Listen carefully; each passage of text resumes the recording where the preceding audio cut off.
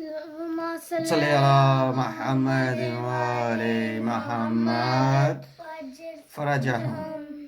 إنما يريد الله ليذهب عنهم الرجس أهل البيت ويطهركم تطهيرا. اللهم صل على محمد وآل محمد وعجل فرجهم.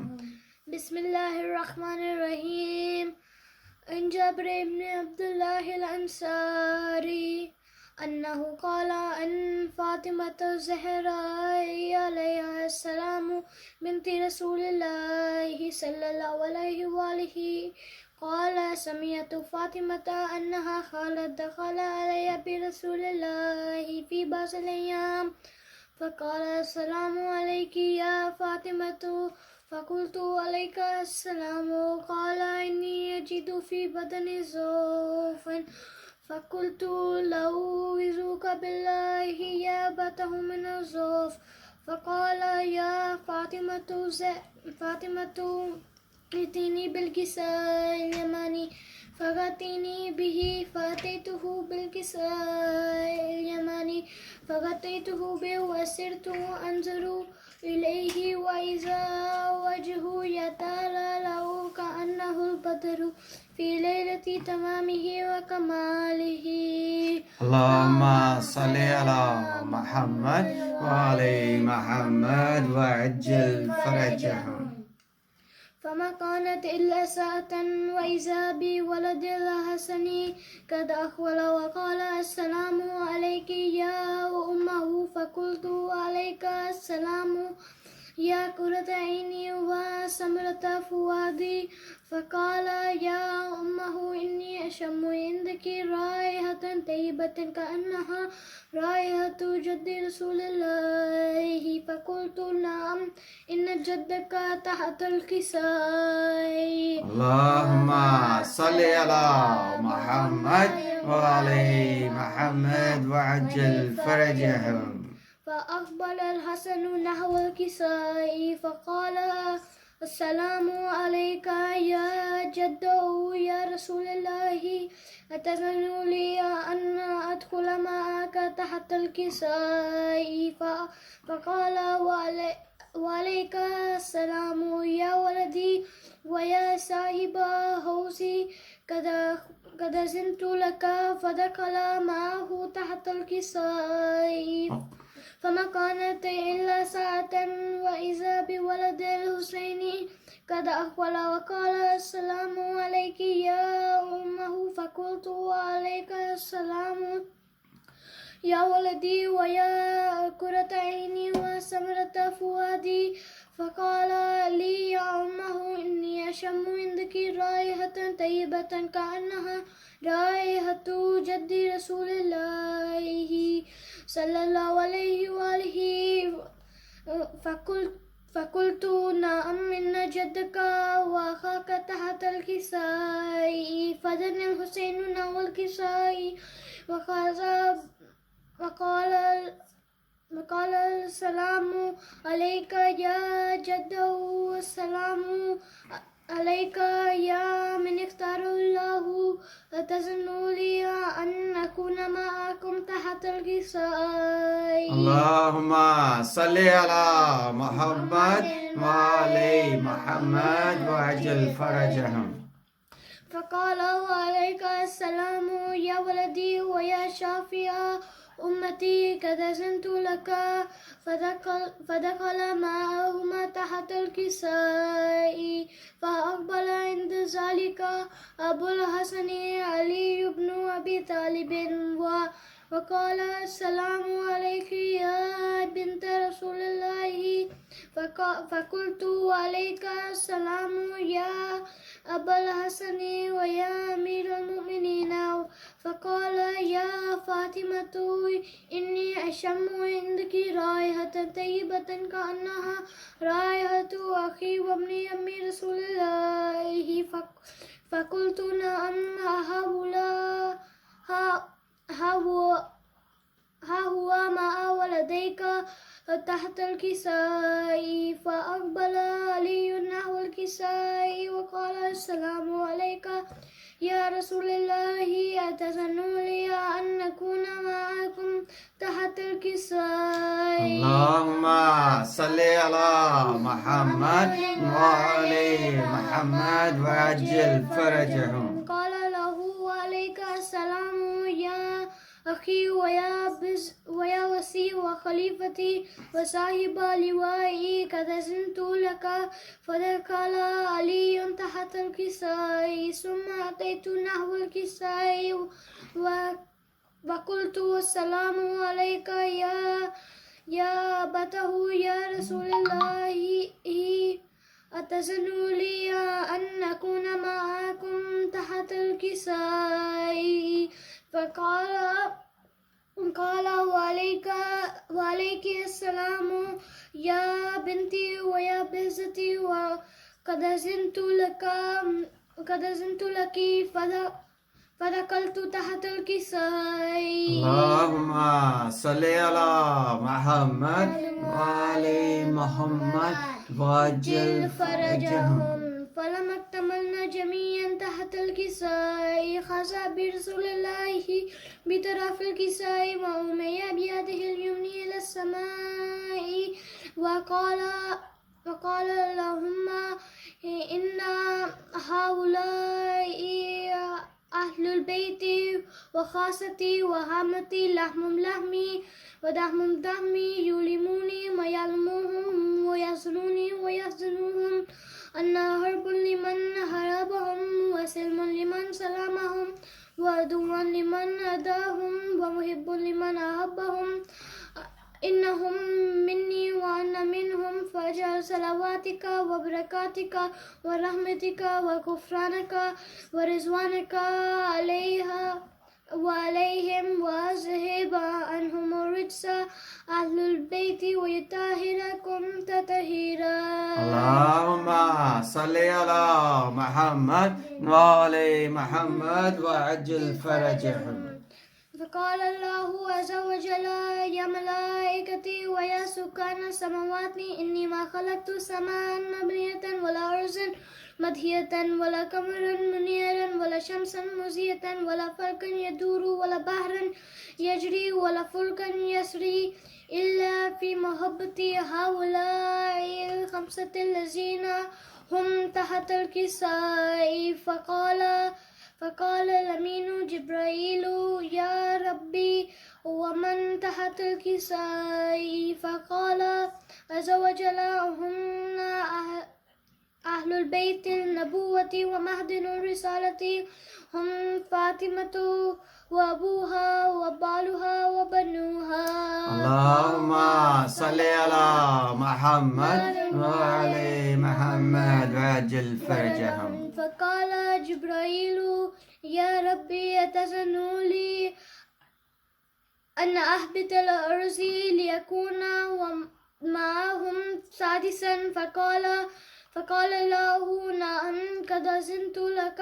فهبط الأمين جبرائيل وقال السلام عليك يا رسول الله الذي الأعلى يقرئك السلام ويخصك بالتحية والإكرام ويقول لك وعزتي وجلالي إني ما خلقت سماء مبنية ولا أرضا مدهية ولا قمرا منيرا ولا شمسا مزية ولا فلكا يدور ولا بحرا يجري ولا فلكا يسري إلا لأجلكم ومحبتكم وقد زين لي أن أدخل معكم.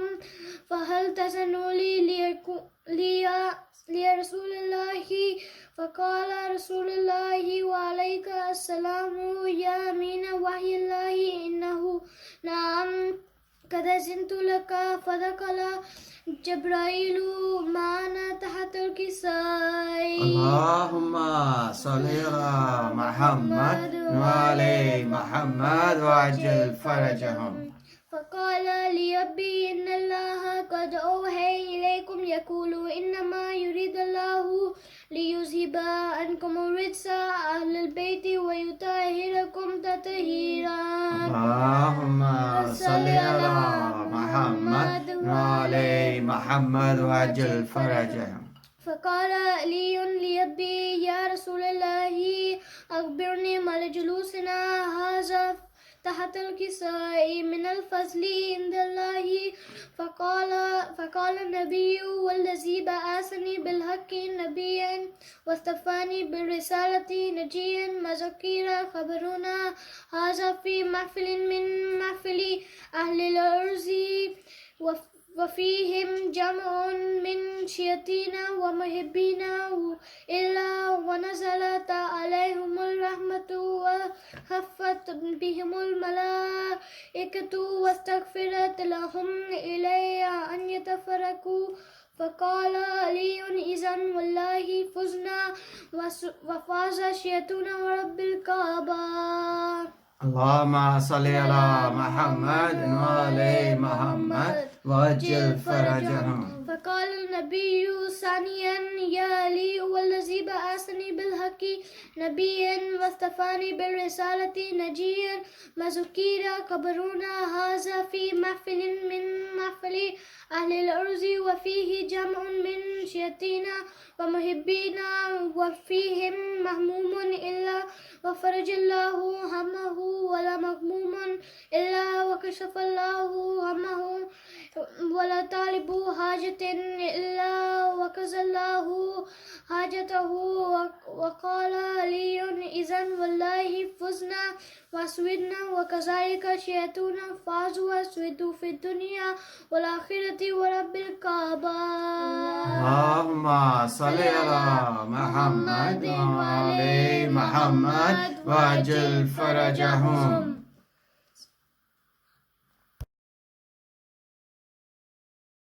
محمد وآل محمد وجل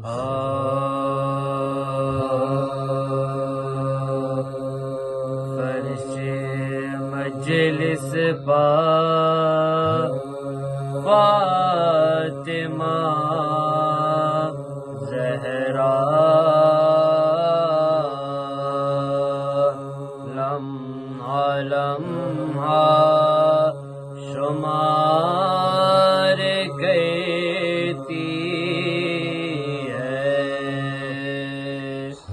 فرش مجلس پا فاطمہ زہرا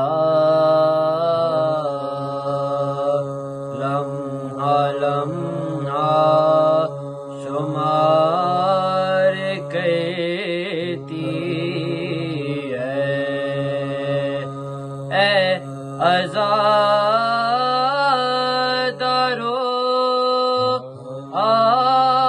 مشکل مجلس میں اے عزادارو مجلس میں فاطمہ انتظار کرتی ہے فرش مجلس پا محمد وآل محمد صلوات اللہم پر محمد والے محمد بلندر صلوات اللہم صلی علی محمد وعلی محمد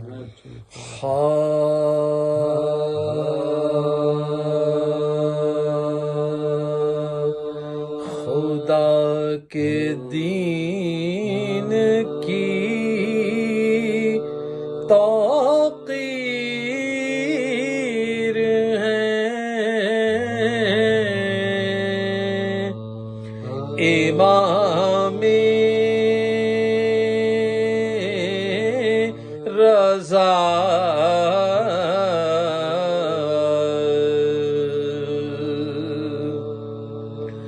خدا کے دین کی توقیر ہے امام رضا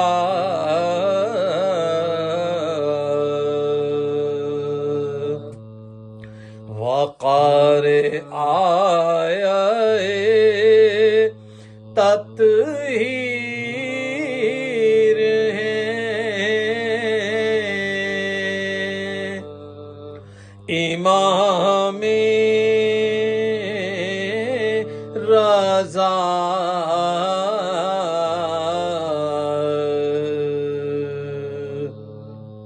نبی کے نور کی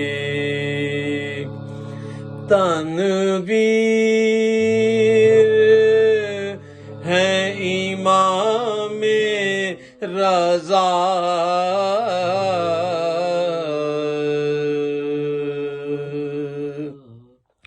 علی کے علم کی تفسیر ہے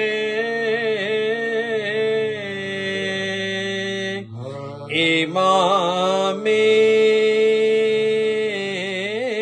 رضا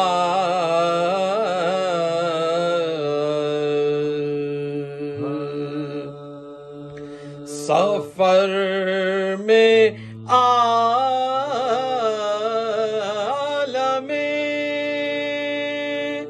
غربت میں بے نوائی میں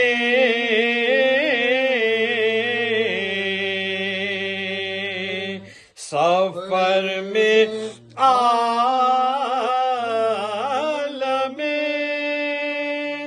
غربت میں بے نوائی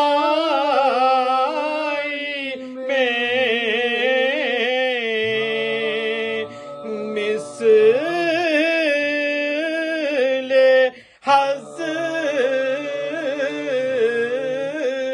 حضرت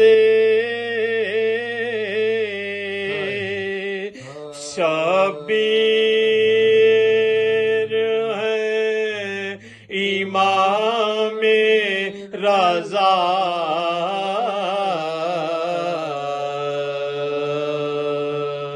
خدا کے دین کی توقیر ہے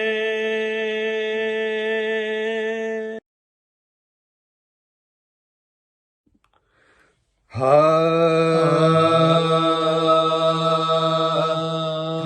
وہی عالم غربت میں رضا کا عالم کربلا میں جو شہ کرب و بلا کا عالم وہی تسلیم وہی صبر و رضا کا عالم وہی تسبیح وہی ذکر خدا کا عالم وہی تسبیح وہی ذکر خدا کا عالم نقش توحید کو اس طرح مٹایا جائے زہر اور ساقیے کوثر کو پلایا جائے وہ بہت دور وطن سے تھے حسین ابن علی تھا نغم خار بھی ان کا دم آخر کوئی رونے والے تو مگر ان کے تھے موجود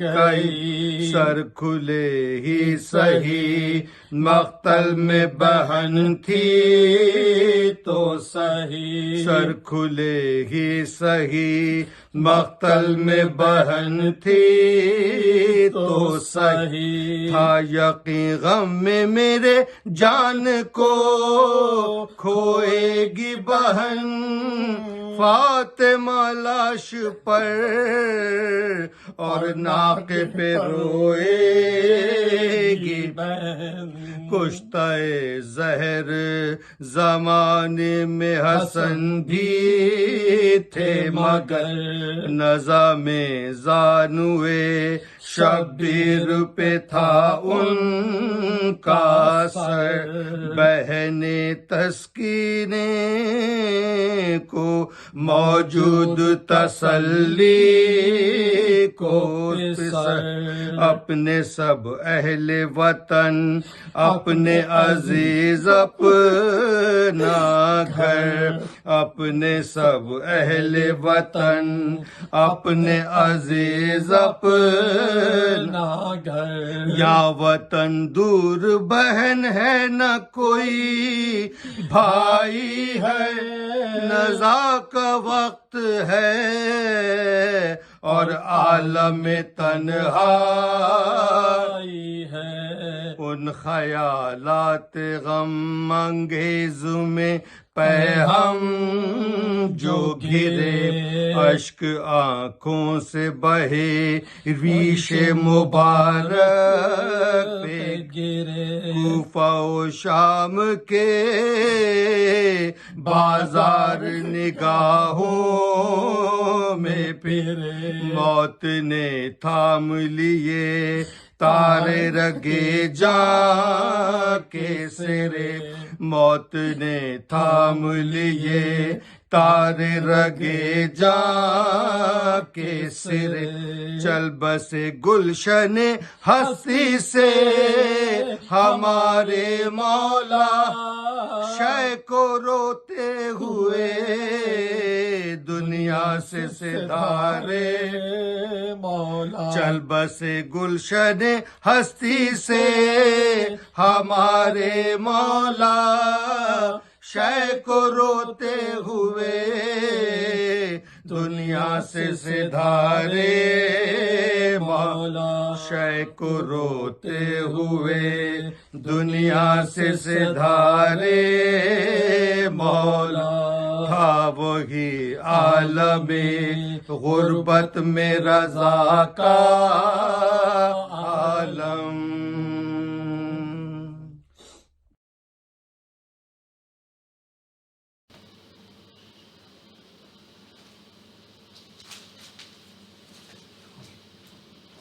اعوذ باللہ من الشیطان اللعین الرجیم بسم اللہ الرحمن الرحیم الحمد للہ رب العالمین والصلاة والسلام علی اشرف الانبیاء والمرسلین سیدنا و نبینا و شفیع ذنوبنا و حبیب قلوبنا و طبیب نفوسنا ابی القاسم محمد وعلى اہل بیتہ الطیبین الطاہرین المعصومین ولعنة الله على أعدائهم أجمعين من يومنا هذا إلى يوم الدين أما بعد وقد قال الله سبحانه تبارك وتعالى في كتابه الكريم وهو أصدق القائلين وقوله الحق بسم الله الرحمن الرحيم الله ولي الذين آمنوا يخرجهم من الظلمات إلى النور آیت الکرسی کی مشہور ترین یہ آیت آج کی مجلس کے لیے میں نے منتخب کیا ہے۔ اللہ تبارک و تعالیٰ کے یہ فرمان کہ اللہ صاحبان ایمان کا ولی ہے، کا سرپرست ہے، اور صاحبان ایمان کا جہاں اللہ سرپرست ہے وہ ایسے لوگوں کو تاریکیوں سے نکال کر کے اجالے میں لاتا ہے۔ ظاہر تاریکیاں جہالت کی ہوتی ہیں، لا علمی کی ہوتی ہیں، گمراہی کی ہوتی ہیں، ان چیزوں سے نکالنے والا اللہ ہی ہے، لیکن اس کے لیے شرط یہ ہے کہ ایمان ہو۔ اس لیے اللہ تبارک و تعالیٰ نے یہ کہا کہ اللہ ولی الذین آمنوا، ان لوگوں کا سرپرست ہے جو ایمان لائے اور انہیں وہ تاریکیوں سے نکال کر کے روشنی میں لاتا ہے۔ اگر آپ غور کریں قرآن کے الفاظ پر تو قرآن کے الفاظ بھی بہت ساری چیزوں کی ہدایت کرتے ہیں، خود لفظوں سے ہدایت ہوتی ہے۔ لفظوں سے بھی روشنی ملتی ہے۔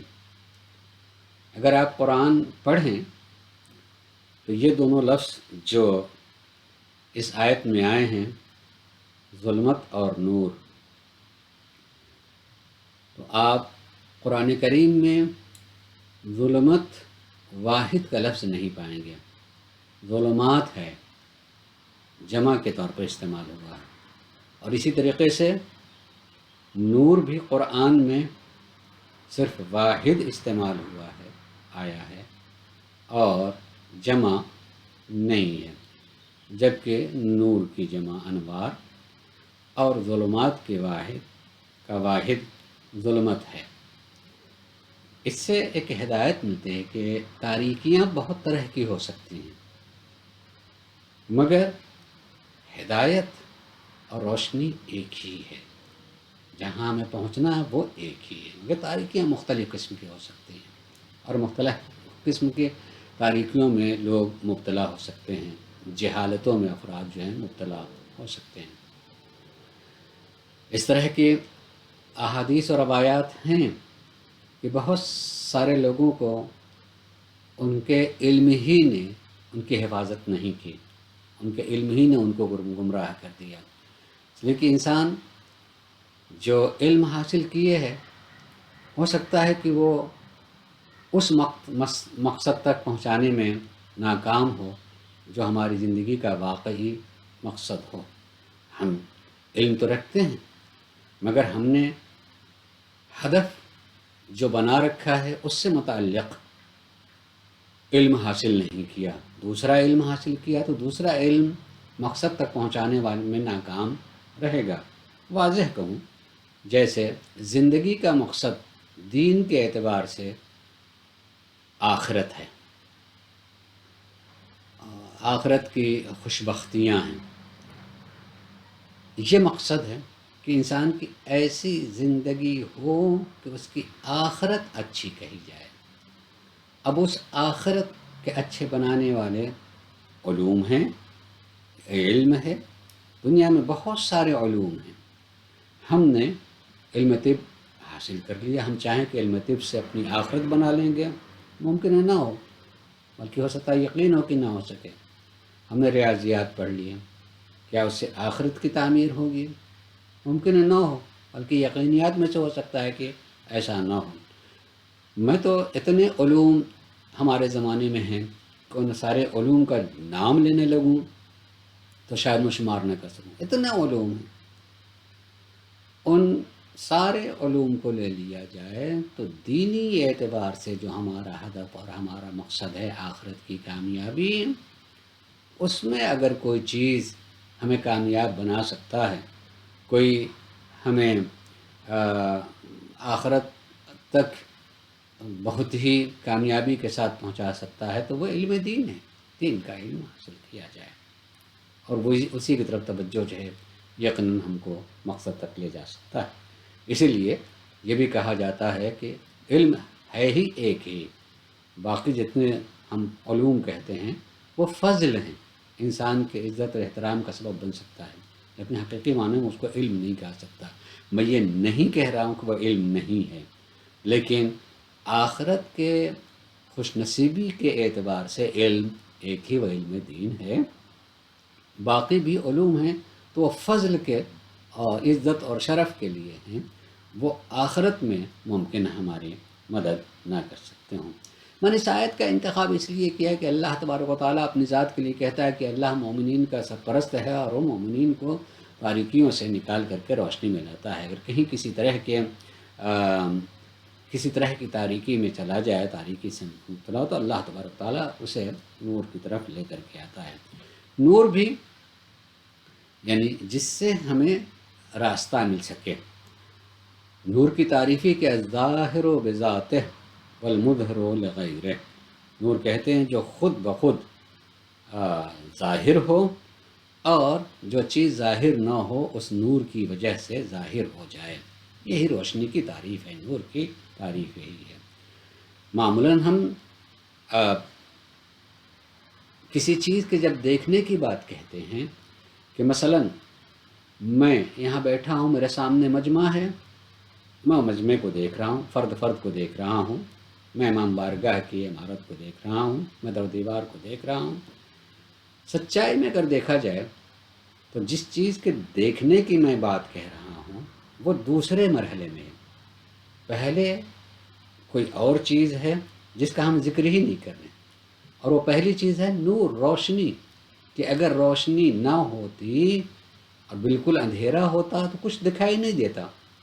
روشنی ہے تو میں دوسری چیزیں دیکھ رہا ہوں، روشنی نہ ہو تو میں شاید چیزیں نہیں دیکھ سکتا۔ تو پہلے مرحلے میں جو چیز دکھائی دیتی ہے وہ ہے روشنی، ظاہر و بذاتہ ہے کہ خود وہ ظاہر ہے، اور اسی روشنی کی وجہ سے جو چیز ظاہر نہیں تھی اسے بھی میں دیکھنے لگا، مگر ہم اس روشنی کا ذکر نہیں کرتے ہیں کہ یعنی روشنی، سورج نکلا ہوا ہے، دن ہے تو ساری چیزیں دکھائی دے رہی ہیں۔ دن کی روشنی کوئی نہیں کہتا کہ میں پہلے دھوپ دیکھ رہا ہوں، روشنی دیکھ رہا ہوں اور اس کے نتیجے میں فلاں چیز دیکھ رہا ہوں۔ وہ چیز خود اپنی ذات سے ظاہر ہے، اور اس کا اثر یہ ہے کہ جو چیز نہیں دکھائی دے سکتی تھی اس روشنی کی وجہ سے دکھائی دے رہی ہے۔ اس لیے اللہ تبارک و تعالیٰ کو ہم جو کہتے ہیں کہ وہ ظاہر ہے اور وہ باطن ہے، کہ اللہ کے ناموں میں سے کہ وہ ظاہر و الباطن، وہ ظاہر ہے اس لیے کہ وہ نور ہے۔ اللہ نور السماوات والارض، اللہ زمین و آسمان کا نور ہے، اور نور خود بخود ظاہر ہوتا ہے، اور کوئی چیز جو بہت شدت سے ظاہر ہو دکھائی نہیں دیتی ہے، بلکہ اس کے نتیجے میں جو چیزیں دکھائی دے رہی ہوتی ہیں ہم اس کو کہہ رہے ہوتے ہیں کہ ہم دیکھ رہے ہیں۔ اس لیے سرکار مولا کائنات نے ایک بات کہی ہے، آپ کے اقوال میں سے یہ قول ہے کہ جب میں کسی چیز کو دیکھتا ہوں تو پہلے اللہ کو دیکھتا ہوں، بعد میں وہ چیز، یعنی امام یہ کہنا چاہتے ہیں کہ پہلے روشنی ہوتی تبھی کوئی چیز دکھائی دیتی ہے، اور اللہ زمین آسمان کا نور اگر نہ ہوتا تو یہ ساری چیزیں نہ ہوتی۔ اللہ مومنین کی ہدایت کرتا ہے اور اسے تاریکیوں سے نکال کر کے نور کی طرف لے کر کے آتا ہے، اور نور میں سے جہاں اللہ کی ذات نور ہے اسی نور نے اپنے تسلسل کو، نور کو بھیجا ہے، اور تعداد کے اعتبار سے دیکھا جائے تو انوار ہیں، ورنہ اصل نور ہی ہے ورنہ انوار ہیں۔ انبیاء انوار ہیں، ائمہ انوار ہیں۔ اللہ تبارک و تعالی نور کی طرف ہدایت کر دیتا ہے، یعنی جن سے ہماری آخرت بن سکے ان کی طرف۔ معصومین علیہ السلام نور ہیں۔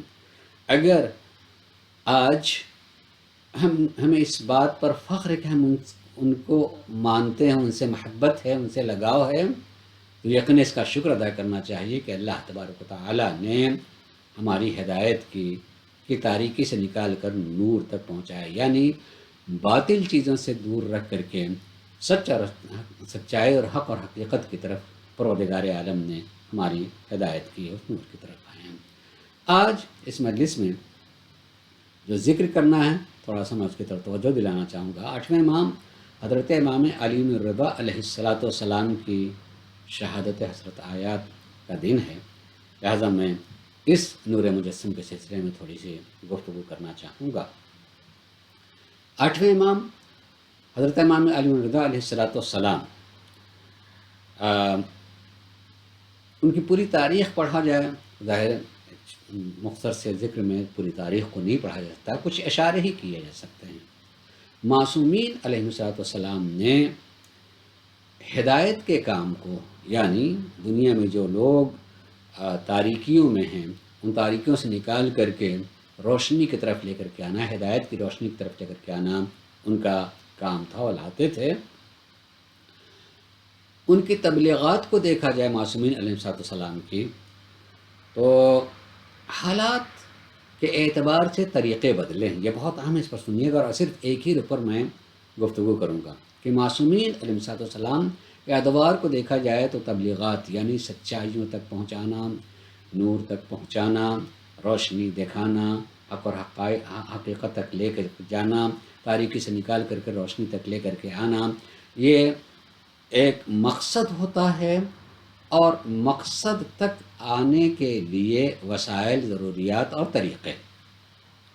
میں نے کبھی اس بات کی طرف اشارہ کیا ہے، چند لفظوں کی تکرار کر کے میں ایک بات کہوں کہ کبھی انسان سے مذہب ایک طریقے کو طلب کرتا ہے کہ دیکھو یہ کام اسی طریقے سے انجام دینا ہے، اس کا نتیجہ کیا ہوگا اگر تم اس کام کو اسی طرح سے صحیح طریقے پر انجام دو گے تو تمہارا مقصد جو ہے حاصل ہو جائے گا۔ مقصد کیا ہے؟ آخرت کا مل جانا اور کامیاب ہونا۔ تو اس میں صرف طریقہ بتایا اور طریقہ ہی مطلوب ہے، اور بڑی تاکید کی ہے کہ اس میں خیال رہے کہ طریقے میں کسی طرح کے فرق نہ آنے پائے۔ جیسے مثلا نماز کا طریقہ بتایا، اس کے لیے پہلے مرحلے میں تمہاری نیت خالص ہونی چاہیے، خضوع و خشوع کی بات کہی گئی ہے، اس میں مثلا ترتیب بیان کیا ہے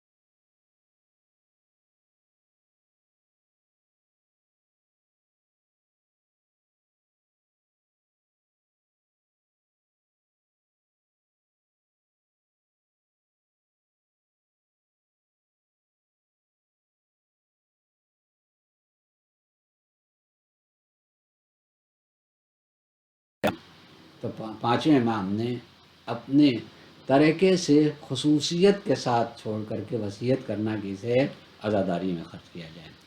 چھٹے امام حضرت امام جعفر صادق علیہ السلام کو دیکھا جائے تو ائمہ اطہار علیہ السلام نے سب سے زیادہ عمر پانے والے چھٹے امام، اور چھٹے امام کے لیے ہے، اور روایت دیکھیں گے تو بہت ساری روایات عزاداری سے متعلق سب سے زیادہ روایات جو ہیں چھٹے امام سے منقول ہیں۔ اور عملی اعتبار سے دیکھا جائے تو آپ کے گھر پہ کوئی بھی ایسا فرد آ جاتا تھا جو مرثیہ کہہ سکتا تھا، کہتا تھا، پڑھتا تھا، اگر کوئی آ گیا تو فوراً حضرت امام جعفر صادق علیہ السلام جو ہے گھر میں فرش عزا بچھا دیتے تھے۔ تم آ گئے ہو، جی چاہتا ہے کہ تم مرثیہ پڑھو، جی چاہتا ہے تم مرثیہ پڑھو۔ اور ظاہر جو امام سے ملنے کے لیے گیا ہے وہ کیسے منع کر سکتا ہے؟ اور اتنا وقت دینا کہ چاہنے والے اور بھی افراد آ جائیں، اور جانے کے بعد جو ہیں جب جمع ہو جاتے تھے امام خصوصیت سے فرش عزا لگا دیتے، اور فرش عزا میں یہ اہتمام امام کے زمانے میں خصوصیت سے دکھائی دے گا کہ اگر فرش عزا لگتا تھا تو پردے کا اہتمام ہوتا تھا، خالی مرد ہی نہ بیٹھیں بلکہ پردے کے پیچھے خواتین بھی ہوں، وہ بھی سنیں، یعنی عمومی طور سے پیغام پہنچانا چاہتے ہیں، عزاداری کے ذریعے سے دین کی تبلیغ کرنا۔ یہ چھٹے امام۔ ساتویں امام کے زمانے میں اگرچہ بہت زیادہ روایت امام سے نہیں، چونکہ آپ کی زیادہ عمر قید میں گزری ہے، لیکن یقیناً عزاداری کے سلسلے کو ایک ذریعہ بنایا امام نے پیغام دین کو پہنچانے کے لیے۔ آٹھویں امام سے متعلق خصوصیت سے جو ہے اہمیت امام نے اس سلسلے میں دی ہے، اور کیوں؟ اس لیے کہ باقی ائمہ اطہار علیہ السلام اگر عزاداری کا اہتمام کرتے تھے تو اس میں چاہنے والے ہی، جو چاہنے والے ہیں انہی تک پیغام پہنچتا تھا، وہی آتے تھے، وہی شریک ہوتے تھے۔ عمومی طور سے افراد کے لیے کم مواقع ملتے تھے کہ سب لوگ جمع ہو سکیں۔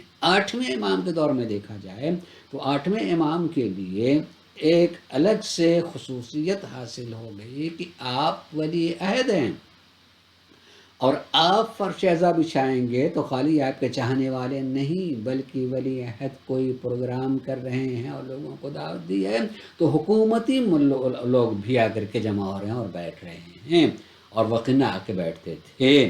امام نے اس دور میں خصوصیت سے فرش عزا لگا کر کے لوگوں کو دعوت دی تاکہ پیغام عمومیت کے ساتھ لوگوں تک پہنچ سکے۔ آٹھویں امام نے بے انتہائی سلسلے میں لوگوں کو دعوت دی، اور اسی میں آپ نے ارشاد فرمایا، آپ ہی کا یہ قول ہے مشہور کہ جب کبھی بھی کسی کو کسی چیز پر رونا آئے تو وہ حسین پر روئے، کربلا والوں پر ذکر کر کے روئے۔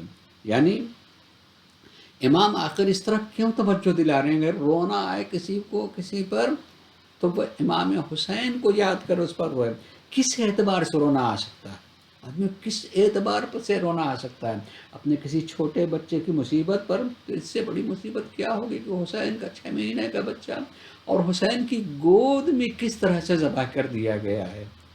اگر اپنا بچہ اس کی مصیبت پر یہ رونا آ رہا ہو تو علی اصغر کو یاد کر کے، اپنی کسی بچی پر، بچی ہو اس پر تو جناب سکینہ کو یاد کرے، اپنے کسی جوان کی مصیبت کا علی اکبر کو یاد کر کے روئے، گھر کے لٹنے پر تو کربلا کے گھر کے لٹنے کو جو ہے یاد کرے روئے۔ یعنی امام کا صرف مختصر سا یہ جملہ ہے کہ اگر تمہیں رونا آئے تو کربلا کو یاد کر کے تمہارے آنکھوں میں آنسو آنا چاہیے۔ آٹھویں امام کی خصوصیت کے ساتھ بھی ہے، اور آپ یہ اہتمام کرتے تھے عزاداری کے لیے، اور خصوصیت سے اہتمام میں حضرت امام علی رضا علیہ السلام نے بیعبل خزائی جو کہ بہترین شاعر تھے، بہت بڑے شاعر تھے، بہترین مرثیہ پڑھتے تھے، خصوصیت سے حکم دیا ہے دیبل کو حکم دیا، حکم دینے کے بعد جو کہ نہیں تم مرثیہ پڑھو۔ ایک تو قصیدہ کہا تھا جو آپ کی شان میں جناب دیبل خزائی نے کہا تھا، اس کو اس مرثیے کی سننے کے لیے بھی کہا، اور کئی مرتبہ آپ نے اپنے بابا کے لیے فرش عزا لگا کر کے آپ نے مرثیہ پڑھنے کے لیے کہا کہ پڑھو تم۔ دیبل خزائی عظیم شاعر اور وقت کا ولی عہد، ان کو بلا کر کے کتنے لوگ ہوں گے جب ذکر ہو رہا ہوگا، دیبل خزائی سے پہلی مرتبہ امام نے کہا تھا وہ قصیدے کے لیے، قصیدہ جو آپ نے پڑھا تو پڑھنے کے بعد دیبل خزائی کو آپ نے دو چیزیں عنایت فرمائی. آپ نے اس قصیدے کے بدلے میں 50,000 سکے جو ہیں آپ نے اس وقت عنایت کیے. جناب دیبل خزائی جو ہے ان کا جسم کانپنے لگا اور کہا مولا میں نے پیسے کے لیے نہیں، مال دنیا کے لیے نہیں. امام نے کہا مجھے پتا ہے یہ تو میں اپنی طرف سے دے رہا ہوں، جس نیت سے تم نے کہا اور پڑھا اس کی جزا آخرت میں ملے گی، اس کی جزا ہم یہاں کیا دے سکتے ہیں. کوئی امام عزت افزائی کر رہے ہیں. ایسے ہی آپ نے جب کبھی بھی مرثیہ بھی پڑھوایا تو اس طریقے سے آپ نے دیا. اس میں آپ نے دوسری چیز جو دی ہے، آپ نے اپنا جبہ جو ہے لباس کہہ گیا دیبل لو اس کو رکھ لو، یہ تمہارے کام آئے گا. دیبل اپنی حیات میں بتاتے ہیں ظاہر اس زمانے میں لوگ زمینی سفر ہوتا تھا اور جانور کے ذریعے سفر کرتے تھے. اکثر و بیشتر جو ہے رات میں بہت سارے قزاق اور چور ڈاکو اس طرح سے سفر کرنے والوں کا سامان لوٹ لیا کرتے تھے. جناب دیبل ایک قافلے کے ساتھ میں جا رہے تھے، ایسا ہی ہوا کہ ڈاکو لوگ آ جاتے ہیں اور انہوں نے پورے قافلے کو لوٹ لیا. لیکن جب جناب حضرت دیبل کے سامان سے جبہ ملا تو پوچھ لیا کہ یہ کیا ہے، یہ کیا چیز ہے. تو اس وقت جو ہے جناب دیبل نے بات کہی کہ یہ حضرت امام علی رضا میرے آقا اور مولا کا لباس ہے جو انہیں نے مجھے دیا ہے. ارے یہ کہنا تھا کہ مرتبہ سارے کے سارے اسے چومنے لگے، اسے جو اپنی آنکھوں سے لگانے لگے، اور خالی آنکھوں سے لگائے نہیں بلکہ جو کچھ بھی لوٹا تھا واپس کر دیا. اور واپس کرنے کے بعد ایک مرتبہ تقاضا کیا کہ خالی اس کو ہمیں بیچ دو، اسے ہمیں بیچ دو، ہم لینا چاہتے ہیں. خدا قسم جو گناہوں میں ڈوبے ہوئے تھے ان کو بھی دیکھیے، یقین ہو گیا کہ یہ امام کا لباس ہے.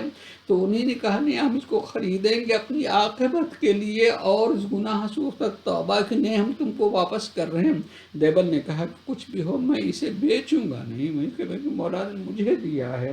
یعنی امام نے دیتے ہوئے جو بات کہی تھی کہ تمہارے کام آئے گا، اس دنیا میں بھی کام آ کر کے بتا رہا ہے کہ امام سے منسوب، امام سے کی چیز جو ہے دنیا میں بھی آپس سے اور گناہوں سے بچا دیتی ہے. سوچو آخرت میں کتنا بلند کر سکتی ہے، اس قدر بلند کر سکتی ہے. امام نے جناب دیبل خزائی کو یہ چیز عطا فرمائی تھی، آپ نے اس کو قبول بھی کیا تھا اور بعد میں بہت سارے مسائل سے دو چار ہوئے تھے تو آپ نے اسے فروخت کیا تھا. اپنے گویا کہ کام آنے کا مطلب یہ کہ اگر تمہیں یہاں غربت بھی تمہیں رلائے گی تو یہ چیز تمہیں اس دنیا میں غربت سے بھی بچا سکے گی. اور آپ نے اسے فروخت کر کے جو ہے اس دنیا میں اپنی زندگی گزاری تھی. حضرت دیبل خزائی سرکار حضرت امام علی رضا علیہ السلام نے اپنے جد امجد کے عزا کے ذریعے سے دین کو پہنچاتے رہے ہیں اور عزاداری کرتے رہے ہیں. چونکہ آپ ولی عہد تھے لہٰذا بڑے شان و شوقت کے ساتھ جو ہے انجام دیا کرتے تھے. لیکن جب آپ اس دنیا سے جانے والے ہیں، امام علیہ السلام کو پتہ ہوتا جانے والے ہیں، تو اس وقت جو ہے آپ نے کچھ باتیں کہی تھی. آپ کے ساتھ میں رہنے والے ابو سلط حربی وہ یہ کہتے ہیں کہ امام نے مجھ سے کہا تھا کہ جب آخری مرتبہ میں گھر سے جانے لگوں بادشاہ کے بلانے کر سے، تو دیکھو جب میں گھر سے نکلوں اور میرے سر پر جو ہے کوئی چادر ہو، کوئی چیز سے میرا سر ڈھکا ہوا ہو، چہرے سمیت ڈھکا ہوا، تو پھر مجھ سے تم بولنا نہیں، کچھ پوچھنا نہیں، اور یہ سمجھ لینا کہ بس ابھی میرا یہ آخری سفر ہے، یہ آخری ایام ہیں. ابو سلط حربی یہ کہتے ہیں کہ ہم بادشاہ کی طرف سے، مامون رشید کی طرف سے حکم آیا جانے کے لیے، اور امام جب نکلے ہیں تو آپ کے سر پہ ایک تولیہ جیسی کوئی چیز تھی جس سے آپ کا سر اور چہرہ ڈھکا ہوا تھا. چونکہ آپ کا حکم تھا اس لیے میں نے نہیں پوچھا، لیکن میں خود امام کو جانے کے بعد بیٹھ کر کے رونے لگا. مجھے یقین ہو گیا کہ امام نے جو بات کہی تھی اب جا رہے ہیں تو اس کا مطلب یہ ہوا کہ اب یہ آپ کی زندگی کا آخری سفر ہے، یعنی امام کا قیام مرو میں تھا، دارالسلطنت تھی، اور خراسان کی طرف جا رہے ہیں، تو اس کی طرف جا رہے ہیں۔ آپ نے فرمایا کہ ایسی صورت میں امام نے فرمایا، ابو سلطنت ہروی کہتے ہیں کہ جب آپ سفر کے لیے نکلے ہیں، گئے ہیں، تو جانے کے بعد چونکہ مامون نے بلایا تھا، خاطرداری بظاہر طور سے بظاہراً کی ہے، اور اس خاطرداری میں انگور سامنے رکھے ہیں، دیکھنے میں بہت تازہ اور بہت اچھے، اور تعریف کرنا شروع کیا کہ بہت اچھے ہیں، میں نے مجھ سے آپ ہی کے لیے منگوایا ہے، آپ اسے نوش فرمائیں۔ تو امام نے پہلا جملہ کہا کہ نہیں، اس سے اچھے جنت کے انگور ہوں گے، نہیں آپ تناول تو فرمائیں۔ بہت ضد کی تو امام نے صرف 3 دانے جو لیے ہیں، لیکن 3 دانے منہ میں رکھنے کے بعد آپ خود اٹھ گئے اور چلنے لگے۔ اس نے پوچھا کہاں جا رہے ہیں؟ تو امام نے سر جھکا کے کہا کہ جہاں تم نے بھیجنا چاہے میں وہاں جا رہا ہوں۔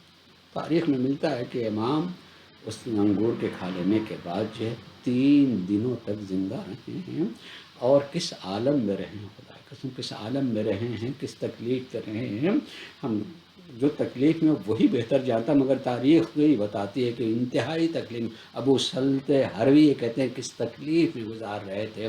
ادھر مدینے میں آپ کے فرزند ہمارے نامے امام حضرت امام علی النقی علیہ السلام حضرت امام محمد تقی علیہ السلام جو ہیں مدینے میں ایک مرتبہ فرماتے ہیں کہ میں مسجد النبی میں تھا، جیسے آواز آ رہی ہے کہ اپنے بابا سے ملنا چاہتے ہو تو چلے جاؤ، اعجاز سے آپ جو ہے آئے ہیں۔ جب ابو سلطنت ہروی کہتے ہیں میں نے اچانک دیکھا ایک فرزند داخل ہوا، ایک بچہ داخل ہوا ہے، اور جیسے ہی داخل ہوا اور امام علی رضا علیہ السلام نے دیکھا ہے، دیکھ کر کے ایک مرتبہ اپنے گلے سے لگا کے رونا شروع کیا۔ میں کہوں گا مولا آخری لمحات میں آپ کا فرزند آ گیا، آپ نے گلے لگا لیا اور گلے لگا کر کے روئے بھی ہیں، درد کی بات بھی کہی ہے، مگر کربلا میں کوئی دیکھے، ارے کربلا میں ایک مرتبہ جب زمین کربلا ہلنے لگی ہے، آندھیاں چلنے لگی ہیں، سورج کو گرہن لگ چکا ہے، فرات کا پانی نیز اچھلنے لگا ہے، اس وقت جو ہے جناب زینب کبریٰ نے فریاد کی بیٹا سید سجاد دیکھو کیا ہو رہا ہے۔ ارے ایک مرتبہ کہا پھوپھی اماں ذرا خیمے کا پردہ ہٹائیے، جیسے ہی ہٹایا کیا دیکھا، بابا کا سر نوکے نیزہ پر ہے، جوان بیٹا موجود مگر بابا کے سرانے بھی تو نہیں پہنچ سکا۔ جناب حضرت محمد تقی علیہ السلام نے اعجاز سے پہنچ کر کے بابا کا غسل و کفن بھی دیا ہے، اور اس کے بعد سرکاری اہتمام ہوا، جنازہ سامنے بیٹے کے اٹھا ہے، کتنے شان سے اٹھا، مگر سید سجاد اسی میدان کربلا میں انہیں اس طرف سے لے کر کے جایا جا رہا ہے، ہاتھوں میں ہتکڑیاں، پاؤں میں بیڑیاں، اور سامنے بابا کا جنازہ پڑا ہوا ہے۔ ارے دیکھ کے عالم یہ ہو گیا کہ ایک مرتبہ زینب کبریٰ بڑھ کے گلے لگا لیا، بیٹا تمہارا عالم کیا ہے؟ لگتا ہے روح قفس عنصری سے پرواز کر جائے گی، آواز دی بپی اماں، ارے سامنے بابا کا جنازہ، اور جوان بیٹا کتنا مجبور ہے کہ وہ اپنے بابا کو مٹی بھی نہیں ڈال سکتا۔ الا لعنۃ اللہ علی القوم الظالمین، سیعلم الذین ظلموا أي منقلب ينقلبون۔ پروردگار ہمارے اس مختصر سے عمل کو قبول فرما، ہمارے آنسوؤں پر ہمارے زہرا میں جگہ عنایت فرما، ہمیں سب جو صاحبان حاجت ان کی حاجت کو پورا فرما، جو مریض ان میں شفا عنایت فرما۔ پروردگارا نور زہرا کے ظہور میں تاجیل، اور ہم سب کو ان کے آوان و انصار سے قرار دے انشاءاللہ۔ ماتم حسین۔